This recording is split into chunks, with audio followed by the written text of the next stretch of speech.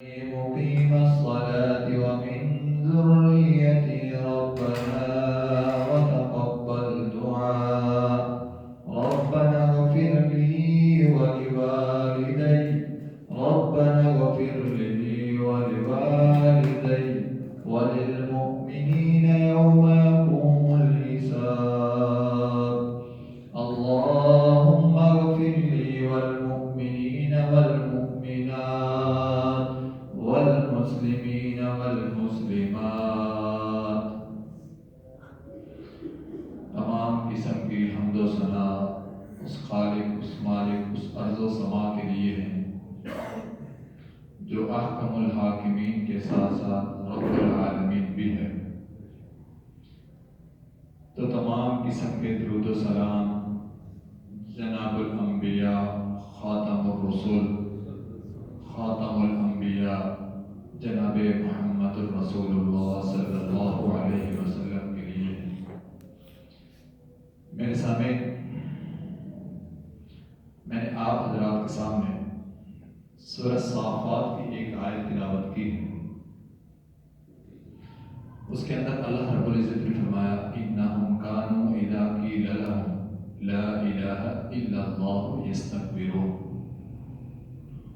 یہ وہ لوگ ہیں جب ان سے کہا جاتا ہے لا الہ الا اللہ کہ اللہ کے علاوہ کوئی معبود نہیں، یستکبرون تو یہ سرکشی کرتے ہیں. میرے سامنے میں آپ حضرات کے سامنے چند ایک بنیادی باتیں کرنا چاہتا ہوں کہ ہم اپنے آپ کو مسلمان کہلاتے ہیں.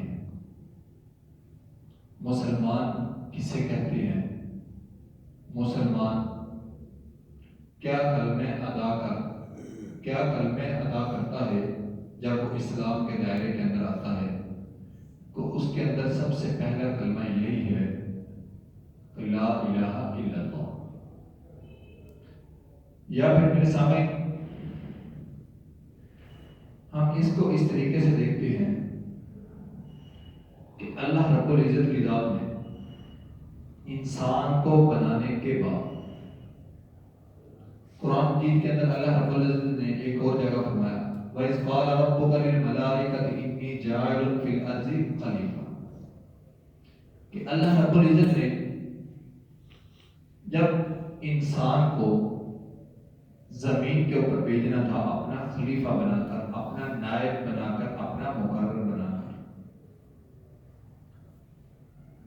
تو جب اللہ رب العزت نے انسان کو بھیجا پھر اس کو ایسے ہی نہیں چھوڑا بلکہ اس کی رہنمائی کرتا رہا.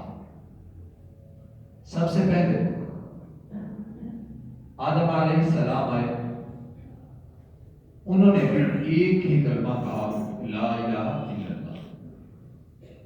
اس کے بعد جتنے بھی انبیاء، رسول، پیغمبر، کوئی بھی جہاں کہیں بھی جس علاقے میں بھی آیا اس کا ایک ہی، اس کے پاس ایک ہی الفاظ تھے جو وہ کہتا تھا کہ لا الہ الا اللہ. اس کے آگے شکل اور ہوتی تھی لیکن سب سے پہلا کلمہ سارے کے سارے انبیاء کا یہی تھا کہ لا الہ الا اللہ. آگے کہیں روح اللہ آ گیا، کہیں ابراہیم خلیل اللہ آیا، تو کہیں عیسیٰ روح اللہ آیا، اور پھر بعد میں لا الہ الا اللہ کے آگے محمد رسول اللہ. لیکن میرے سامنے رسول بدلتے رہے، پیغمبر بدلتے رہے، لیکن لا الہ الا اللہ وہی رہا. اب اس معنی اس چھوٹے سے چند الفاظ کے اندر چھپا کیا ہے، کیا چیز چھپی ہوئی ہے کہ جو اللہ نے آدم علیہ السلام سے لے کر جناب محمد الرسول اللہ صلی اللہ علیہ وسلم تک جتنے بھی رسول یا پیغمبر آئے سب کو یہی کلمہ دے کر بھیجا، سب کو یہی حکم دے کر بھیجا کہ جاؤ میرے بندوں کو میری پہچان کرو، میرے بندوں کو میری پہچان کرواؤ کہ میں کون ہوں، تو میرے سامنے وہی کلمہ آج ہم نے بھی پڑھا ہے۔ اور اس کو ایک اور طریقے سے دیکھیں کہ رسول اللہ صلی اللہ علیہ وسلم کے اوپر جو قرآن نازل ہوا، جو اللہ رب العزت نے ہماری ہدایت کے لیے بھیجا، اس کے اندر سب سے زیادہ توحید ہے، اور توحید کے اندر کیا ہے کہ اللہ نے اپنی وحدانیت کا اقرار کروایا، اللہ نے اپنی پہچان کروائی۔ چند ایک سپاروں کے اندر مسائل ہیں، ورنہ زیادہ تر قرآن کا 3 حصے توحید کے اندر ہی گزرتے ہیں۔ لیکن افسوس، پہلے تو ہمیں قرآن ہی نہیں صحیح طریقے سے آتا، یا پھر ہماری عربی تو ٹھیک ہے، کبھی ہم نے اس کے ترجمے کے اوپر غور ہی نہیں کیا، کبھی ہمارے پاس اتنا ٹائم ہی نہیں نکلا کہ ہم اس کے اوپر غور و فکر تو کریں کہ ہمارے پروردگار نے ہمیں اس دنیا کے اندر کس لیے بھیجا تھا، کیا مقصد دے کر بھیجا تھا، کیا کرنے کے لیے بھیجا تھا۔ لیکن افسوس، ہمیں قرآن تو دور کی بات، ہمیں لا الہ الا اللہ کی بنیادی باتوں کا ہی نہیں پتا۔ تو میرے سامنے اس کی ہم نے کبھی فضیلت کے اوپر بھی غور نہیں کیا، ہم نے اس کے بنیادی معنی کے اوپر ہی کبھی غور نہیں کیا، ہم نے اسے پڑھنے کے اندر اس کا مقصد کیا ہے، یہ کہتا کیا ہے، ہم نے کبھی ان باتوں کے اوپر غور ہی نہیں کیا۔ حالانکہ میرے سامنے یہ بنیادی باتیں ہیں، یہ وہ باتیں ہیں کہ ہم اسلام لانے کے بعد، لیکن ہمارا مسئلہ ایک اور بھی ہے۔ ہم نے اکثر حضرات، بہت ہی کم و بیش کوئی ایسا ہوگا ہمارے اندر یا ہماری سوسائٹی میں کہ جس نے بڑے ہو کر اسلام کے اندر داخل ہوا، لیکن ہم میں سے اکثریت ان حضرات کی ہے جو بچپن سے ہی بلکہ ان کے بڑے بھی وہ مسلمان تھے۔ ہم نے بچپن کے اندر ہی کلمہ جو کسی نے یاد کروایا، والدین نے یاد کروایا یا پھر کسی ٹیچر نے یاد کروایا، تو ہم نے اس کو ویسے ہی ادا کر لیا، ویسے ہی یاد کر لیا۔ اور پھر ایک بات اور بھی ہے، اکثر حضرات کا کلمہ عربی کے اندر وہی درست نہیں ہوتا۔ بنیادی غلطی وہ یہ کرتے ہیں کہ لا الہ الا اللہ محمد در رسول اللہ، حالانکہ در نہیں در ہے۔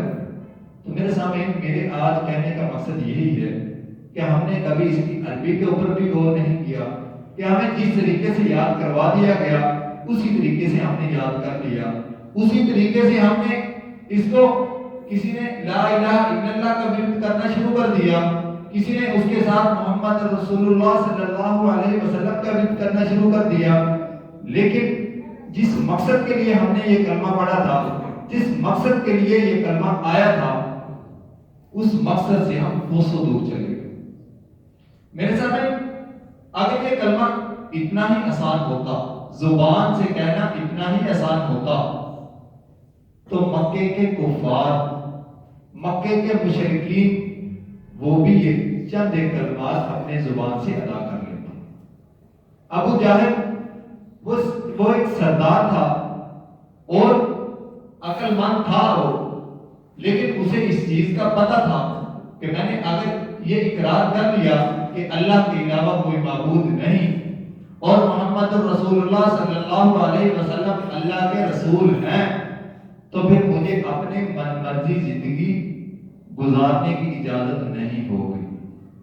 آج مین بات، اصل بات تو یہی ہے کہ ہم نے لا الہ الا اللہ تو پڑھ لیا، محمد رسول اللہ وہ بھی آگے سے پڑھ لیا، لیکن اس کے اندر کہا کیا گیا، یہ کلمہ تقاضا کیا کرتا ہے، اس کو ہم نے چھوڑ دیا۔ وہاں پہ ہم نے اپنی من مرضی زندگی گزارنی شروع کر لی۔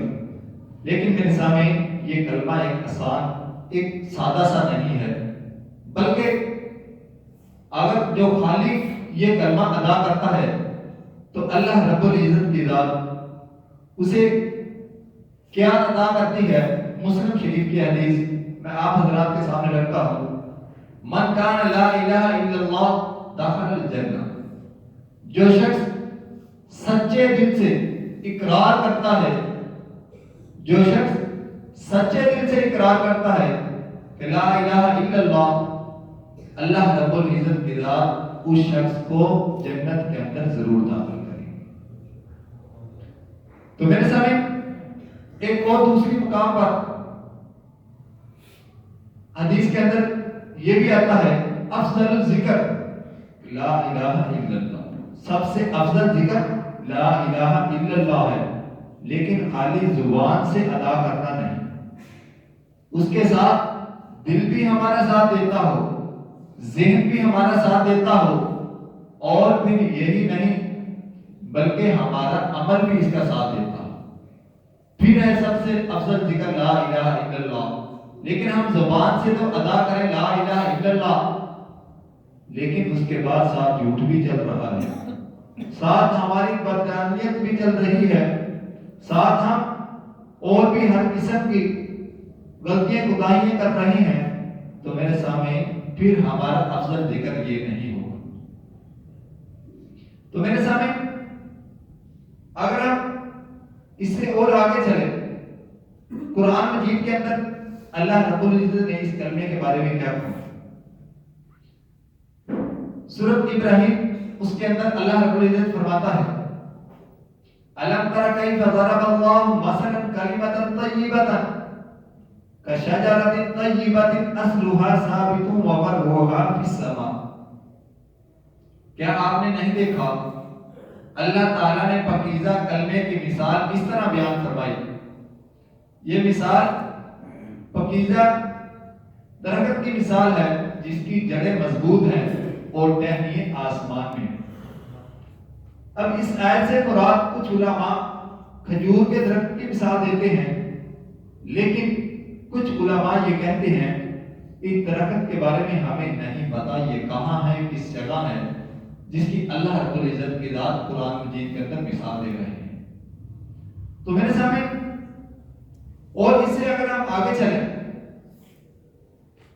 اس کلمے کے بارے میں ہمیں چاہیے تو یہ تھا کہ ہم اس کلمے کو اچھے طریقے سے ادا کرتے، کہ جب بھی ہم نے یہ کلمہ زبان سے اس چیز کا اقرار کیا ہے تو پھر ہم اس کلمے کے اوپر ڈٹ کر کھڑے ہو جاتے، پھر ہمارے سامنے اگر جتنی بھی کوئی مشکلات آتی، وہ چاہے جھوٹ کی شکل میں ہو، چاہے وہ اور کسی قسم کی شکل میں ہو، تو جس طریقے سے ہم نے اپنے پروردگار کے سامنے اس بات کا اقرار کیا ہے کہ ہم نے لا الہ الا اللہ پڑھا ہے، اللہ کو ایک معبود مانا ہے، اللہ کے علاوہ کوئی معبود نہیں ہے، تو پھر میرے سامنے ہماری ہر قسم کی حاجت مشکلات اس پروردگار کے آگے ہوگی۔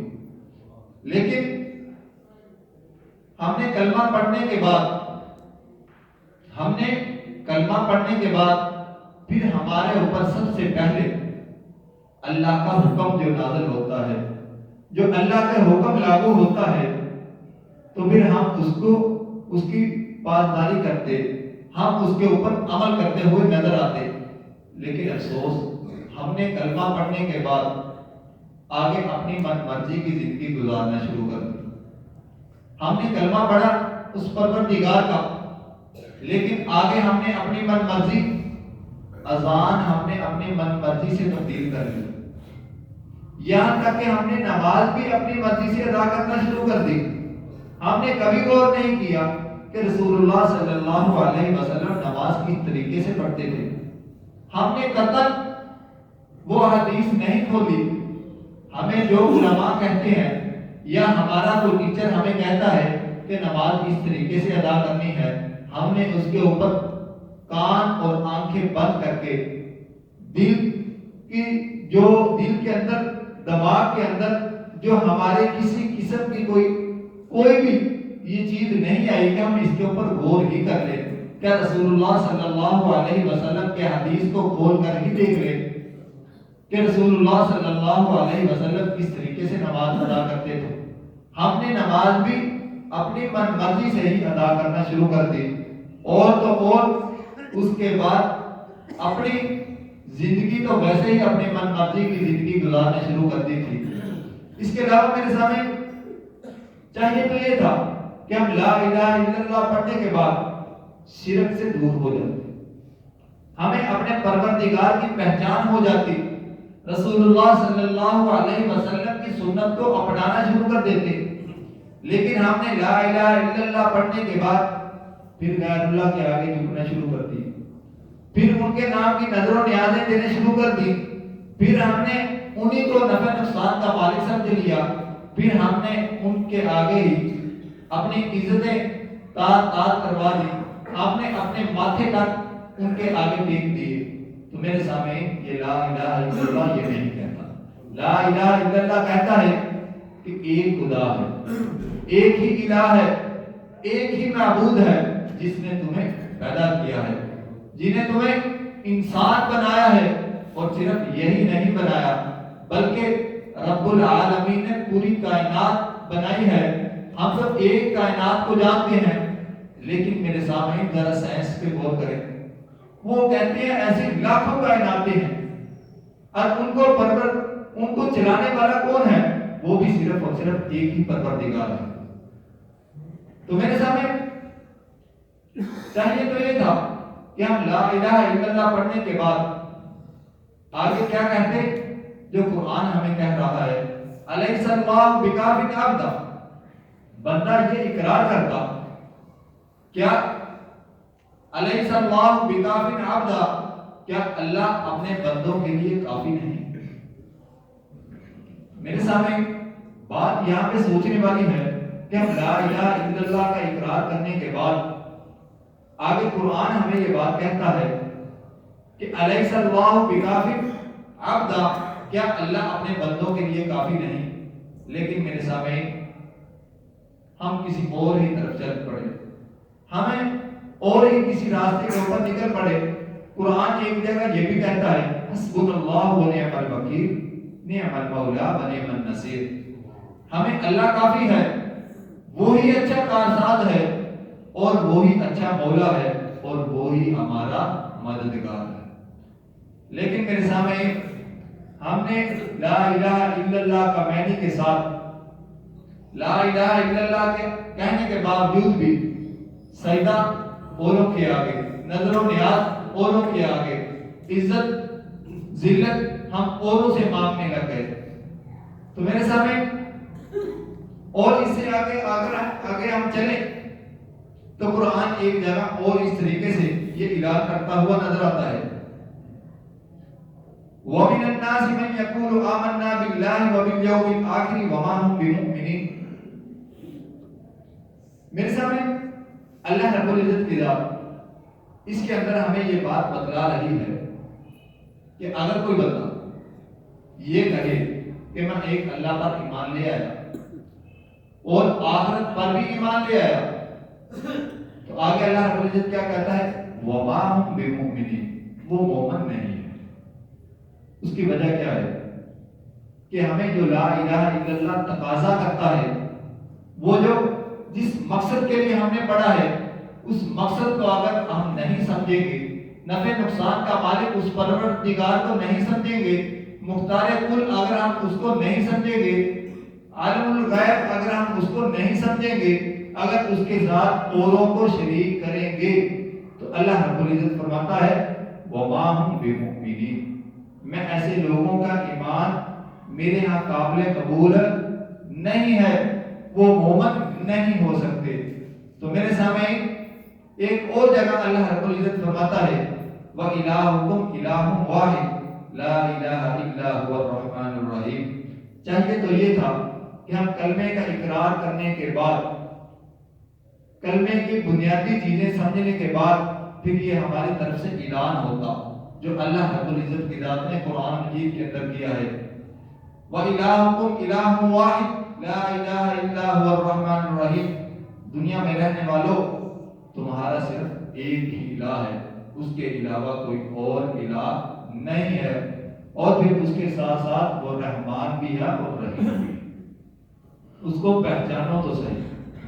آج ہم نے اس کو پہچانا ہی نہیں ہے، جس کی وجہ سے آج ہم در در پھر رہی ہیں، ہماری مشکلات ختم نہیں ہو رہی، لیکن ہم نے اپنے پیدا کرنے والے کو ہی، جس نے ہمیں پیدا کیا ہے، ہم نے اسی کو ہی چھوڑ دیا ہے، ہم نے اسی کو ہی نہیں پہچانا۔ ہمیں چاہیے تو یہ تھا کہ ہم اس کو پہچانتے اور اس نے جس طریقے سے ہمیں زندگی گزارنے کا حکم دیا ہم اس کے اوپر عمل کرتے۔ لیکن میں نے شروع میں ہی کہا تھا، ہم نے لا الہ الا اللہ تو پڑھ لیا، لیکن آگے ہم نے اپنی من مرضی شروع کر دی۔ تو میرے سامنے ایک اور جگہ اللہ رب العزت فرماتا ہے قرآن مجید کے اندر، سورۃ آل عمران کے اندر، شاہد اللہ انہ لا الہ الا ہوا والملائکۃ واولو العلم قائما بالقسط لا الہ الا هو العزیز الحکیم۔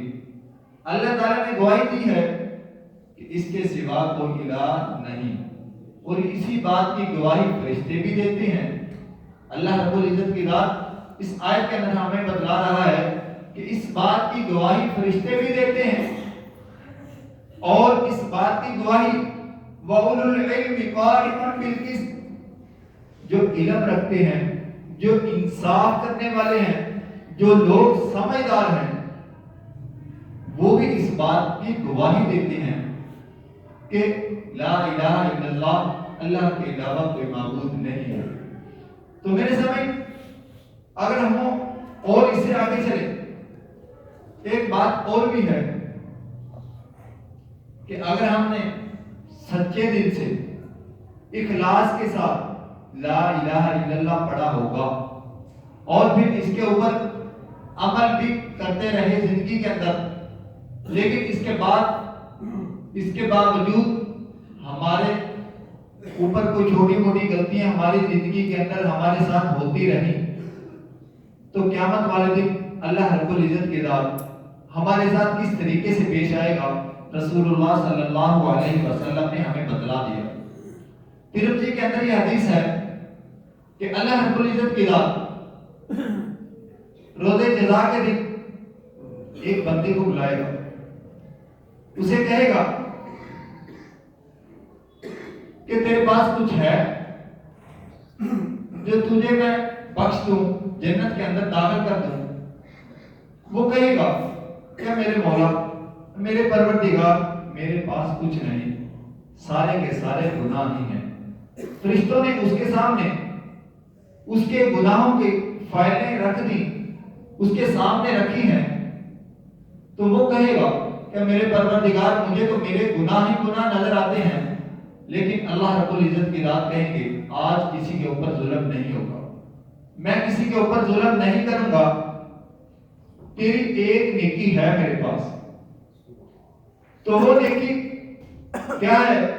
وہ نیکی صرف اور صرف یہ ہوگی کہ اس نے اخلاص کے ساتھ لا الہ الا اللہ کہا ہوگا، اور پھر اس کے بعد شرک سے پوری زندگی دور رہا ہوگا، اللہ کو ایک الہ سچے دل سے مانا ہوگا، اور اسی طریقے سے وہ اپنی زندگی گزارتا گیا ہوگا۔ تو اللہ رب العزت فرمائیں گے کہ تیری ایک نیکی یہ میرے پاس موجود ہے، اسے ہم تول لیتے ہیں، اگر یہ تیرے گناہ والا پلڑا بھاری ہو گیا تو تو جہنم کے اندر جائے گا، اگر یہ پلڑا بھاری ہو گیا تو تو جنت کے اندر داخل ہو جائے گا۔ تو وہ سوچ میں پڑ جائے گا کہ میرے مولا، اتنے زیادہ گناہوں کے آگے یہ پرچی اس کی کیا حیثیت ہوگی، لیکن میرے سامنے رسول اللہ صلی اللہ علیہ وسلم فرماتے ہیں کہ جب تولا جائے گا تو وہ اس کا پلڑا بھاری ہو جائے گا، تو وہ جنت کے اندر داخل کر دیا جائے گا۔ تو میرے سامنے آج ہم نے لا الہ الا اللہ تو پڑھا ہے، لیکن کاش اگر ہم اس کو سچے دل سے ادا کر لیں، اس کے بعد ہم اپنے پروردگار کو پہچان لیں کہ ہمارا وہی ایک ہی مالک ہے، ایک ہی معبود ہے، ایک ہی خالق ہے، ایک ہی رازق ہے، وہی رب ہے، وہی رحمان ہے، اور وہی رحیم ہے، اور وہی مالک یوم الدین بھی ہے، آخرت کے دن کا وہی مالک ہے۔ تو میرے سامنے ہم اسی کے آگے ہی جھکے، اس کے حکموں کے اوپر ہی عمل کریں، اور اسی سے ہی ہم عزت مانگے، اسی سے ہی ہم ذلت مانگے، کیونکہ قرآن کہتا ہے قل اللہم مالک الملک تؤتی الملک من تشاء وتعز من تشاء وتذل من تشاء بیدک الخیر انک علی کل شیء قدیر.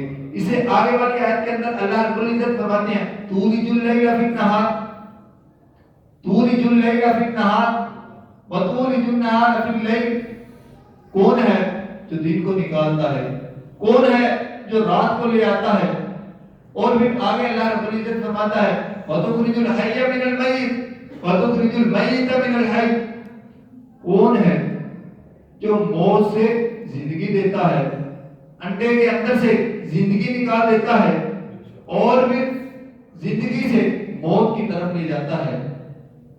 لیکن میرے سامنے آج افسوس کی بات یہ ہے کہ ہم اس پروردگار کو بھول چکے ہیں.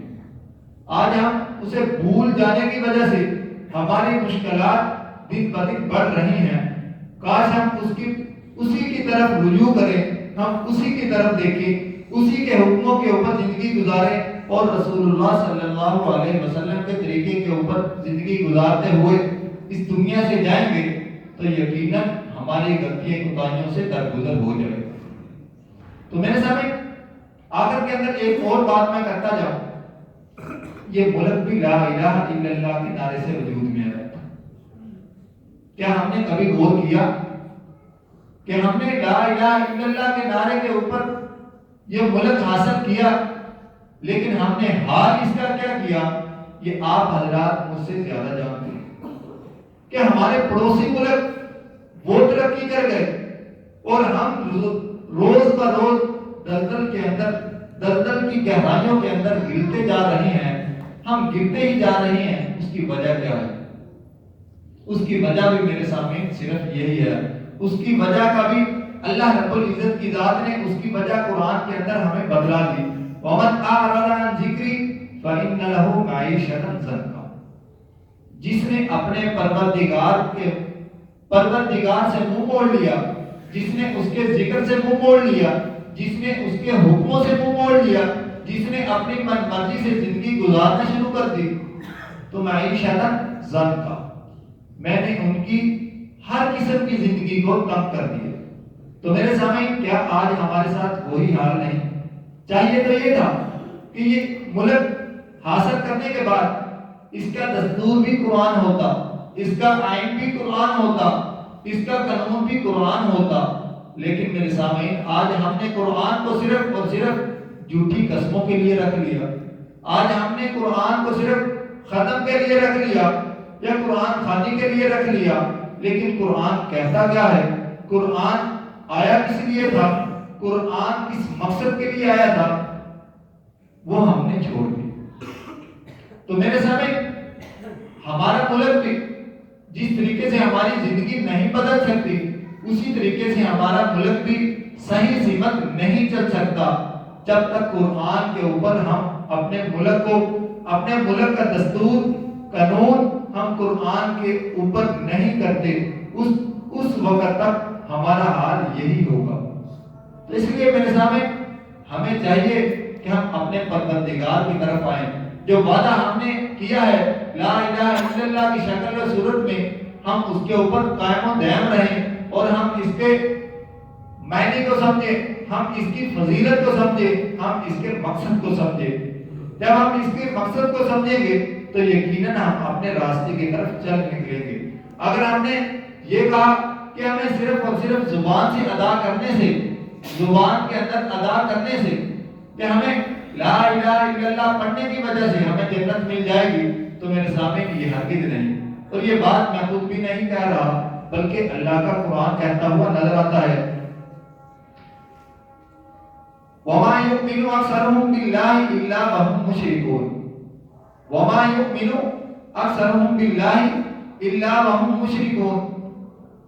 جس نے اللہ کے اوپر ایمان لانے کے بعد پھر شرک کیا، غیروں کے آگے جھکا، پھر غیروں سے مدد مانگی، پھر اپنی زندگی کے اندر شرک سے بات نہ آیا، تو میرے سامنے وہ پھر صحیح مسلمان نہیں ہے اللہ کے نزدیک، اللہ کے قرآن کے نزدیک.